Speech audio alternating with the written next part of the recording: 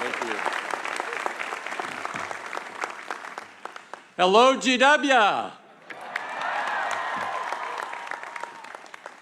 Thank you very much, President Knapp, for that kind intro. Alex, trustees, faculty and deans of the university, my fellow honorees, and especially you, the class of 2015, yes.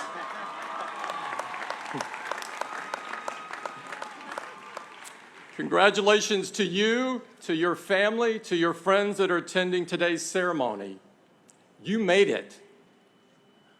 It's a privilege, a rare privilege of a lifetime to be with you today. And I can't thank you enough for making me an honorary colonial.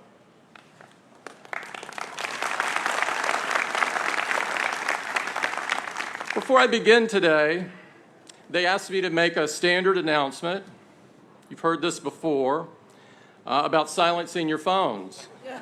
So those of you with an iPhone, just place it in silent mode.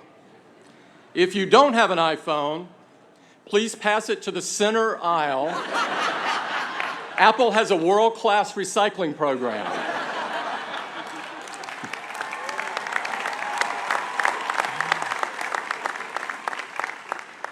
You know, this is really an amazing place. And for a lot of you, I'm sure that being here in Washington, the very center of our democracy, was a big draw when you were choosing which school to go to. This place has a powerful pull. It was here that Dr. Martin Luther King challenged Americans to make real the promises of democracy, to make justice a reality for all of God's children. And it was here that President Ronald Reagan called on us to believe in ourselves and to believe in our capacity to perform great deeds. I'd like to start this morning by telling you about my first visit here. In the summer of 1977, yes, I'm a little old, I was 16 years old and living in Robertsdale, the small town in southern Alabama that I grew up in. At the end of my junior year of high school, I'd won an essay contest sponsored by the National Rural Electric Association. I can't remember what that essay was about, but what I do remember very clearly is writing it by hand, draft after draft after draft. Typewriters were very expensive and my family could not afford one. I was one of two kids from Baldwin County that was chosen to go to Washington along with hundreds of other kids across the country. Before we left, the Alabama delegation took a trip to our state capital in Montgomery for a meeting with the governor. The governor's name was George C. Wallace. The same George Wallace who in 1963 stood in the schoolhouse door at the University of Alabama to block African Americans from enrolling. Wallace embraced the evils of segregation. He pitted whites against blacks, the South against the North, the working class against the so-called elites. Meeting my governor was not an honor for me. My heroes in life were Dr. Martin Luther King and Robert F. Kennedy, who had fought against the very things that Wallace stood for. Keep in mind that when I grew up, I grew up in a place where King and Kennedy were not exactly held in high esteem. When I was a kid, the South was still coming to grips with its history. My textbooks even said the Civil War was about states' rights. They barely mention slavery. So I had to figure out for myself what was right and true. It was a search. It was a process. It drew on the moral sense that I'd learned from my parents and in church and in my own heart, and led me on my own journey of discovery. I found books in the public library that they probably didn't know they had. They all pointed to the fact that Wallace was wrong, that injustices like segregation have no place in our world, that equality is a right.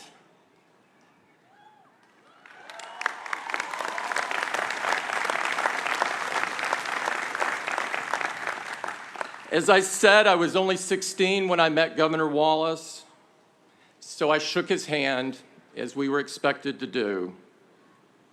But shaking his hand felt like a betrayal of my own beliefs. It felt wrong, like I was selling a piece of my soul. From Montgomery, we flew to Washington. It was the first time I'd ever been on an airplane. In fact, it was the first time I'd ever traveled out of the South. On June 15th, 1977, I was one of 900 high schoolers greeted by the new president, President Jimmy Carter, on the south lawn of the White House, right there on the other side of the ellipse.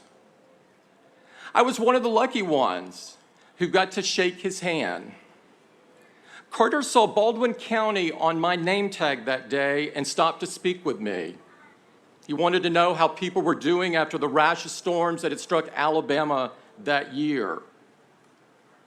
Carter was kind and compassionate. He held the most powerful job in the world, but he had not sacrificed any of his humanity. I felt proud that he was president, and I felt proud that he was from the South. In the space of a week, I'd come face to face with two men who had guaranteed themselves a place in history. They came from the same region. They were from the same political party. They were both governors of adjoining states, but they looked at the world in very different ways. It was clear to me that one was right and one was wrong. Wallace had built his political career by exploiting divisions between us.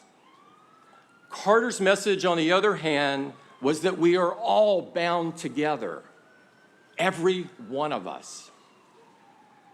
Each had made a journey that led them to the values that they lived by, but it wasn't just about their experiences or their circumstances. It had to come from within. My own journey in life was just beginning. I hadn't even applied for college yet at that point. For you graduates, the process of discovering yourself, of inventing yourself, of reinventing yourself is about to begin in earnest. It's about finding your values and committing to live by them. You have to find your North Star. And that means choices. Some are easy, some are hard, and some will make you question everything. 20 years after my visit to Washington, I met someone who made me question everything, who upended all of my assumptions in the very best way. That was Steve Jobs.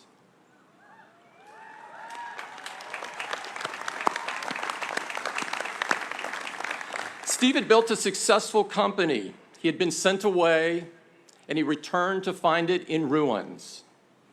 He didn't know it at the time, but he was about to dedicate the rest of his life to rescuing it and leading it to heights greater than anyone could ever imagine. Anyone, that is, except for Steve. Most people have forgotten, but in 1997 and early 1998, Apple had been adrift for years, rudderless. But Steve thought Apple could be great again, and he wanted to know if I'd like to help.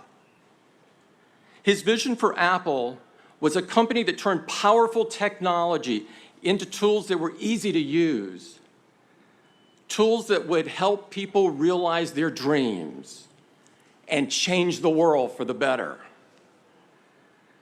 I had studied to be an engineer and earned an MBA. I was trained to be pragmatic, a problem solver. Now I found myself sitting before and listening to this very animated 40-something guy with visions of changing the world. It was not what I had expected. You see, when it came to my career in 1998, I was also adrift, rudderless. I knew who I was in my personal life, and I kept my eye on my North Star, my responsibility to do good for someone else other than myself. But at work, well, I always figured that work was work. Values had their place, and yes, there were things that I wanted to change about the world, but I thought I'd have to do that on my own time, not in the office. Steve didn't see it that way. He was an idealist. And in that way, he reminded me of how I felt as a teenager. In that first meeting, he convinced me that if we worked hard and made great products, we too could help change the world. And to my surprise, I was hooked. I took the job and changed my life. It's been 17 years, and I have never once looked back. At Apple, we believe the work should be more than just about improving your own self. It's about improving the lives of others as well. Our products do amazing things, and just as Steve envisioned, they empower people all over the world. People who are blind and need information read to them because they can't see the screen. People for whom technology is a lifeline because they're isolated by distance or disability. People who witness injustice and want to expose it. And now they can because they have a camera in their pocket all the time.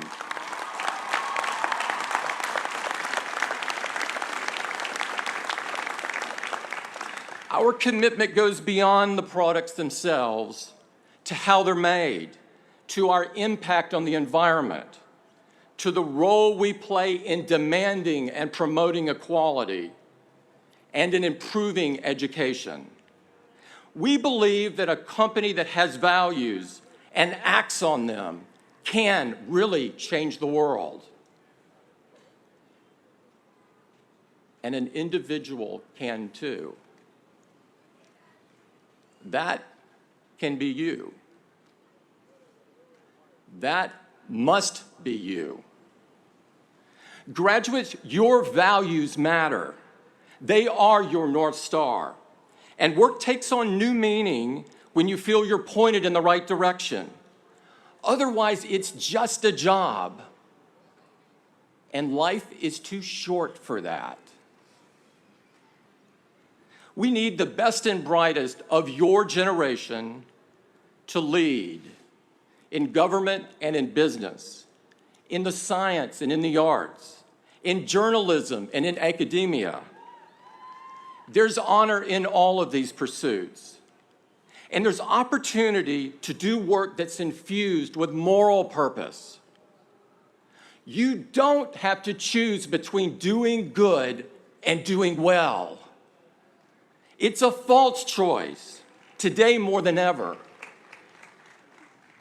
Your challenge is to find work that pays the rent, puts food on the table, and lets you do what is right and good and just.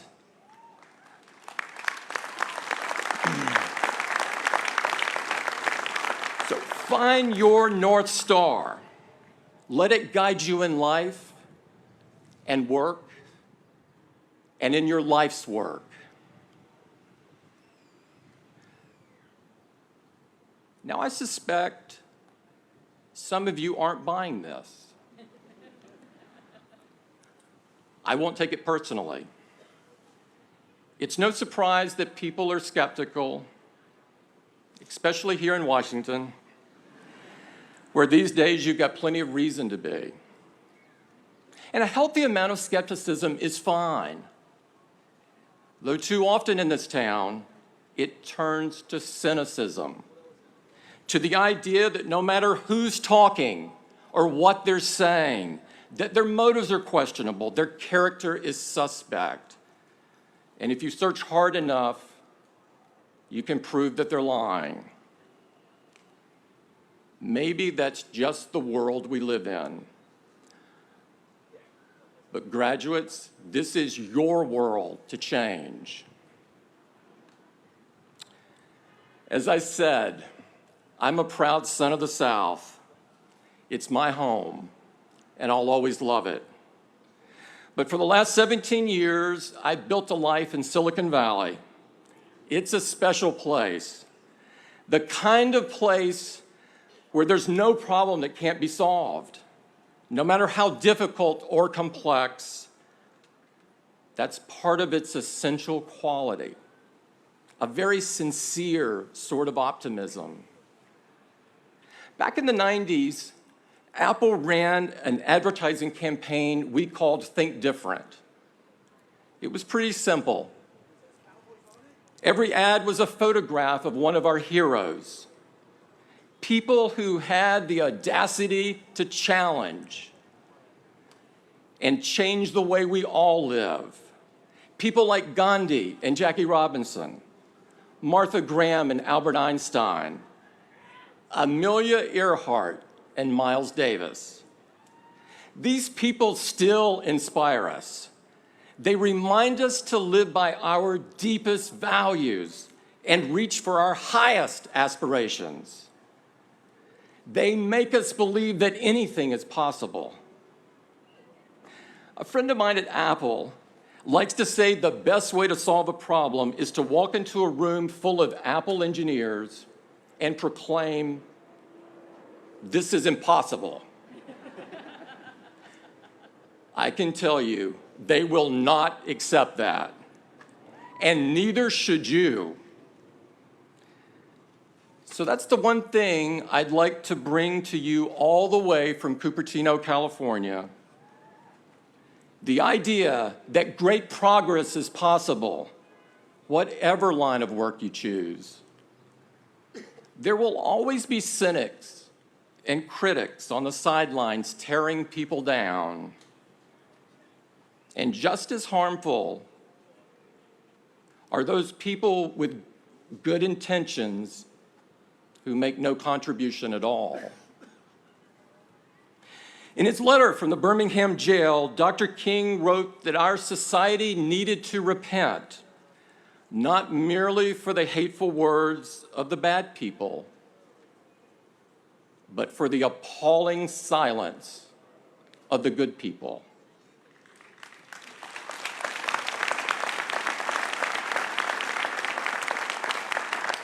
The sidelines are not where you want to live your life. The world needs you in the arena.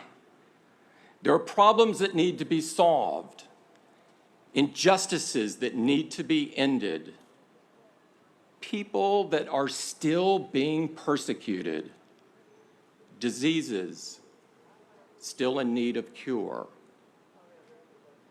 No matter what you do next, the world needs your energy, your passion, your impatience with progress. Don't shrink from risk and tune out those critics and cynics. History rarely yields to one person, but think and never forget what happens when it does. That can be you. That should be you. That must be you.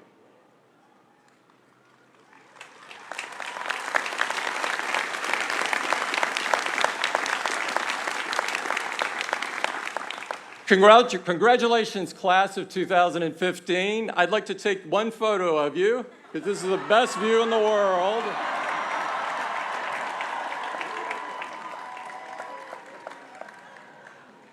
And it's a great one. Thank you very much.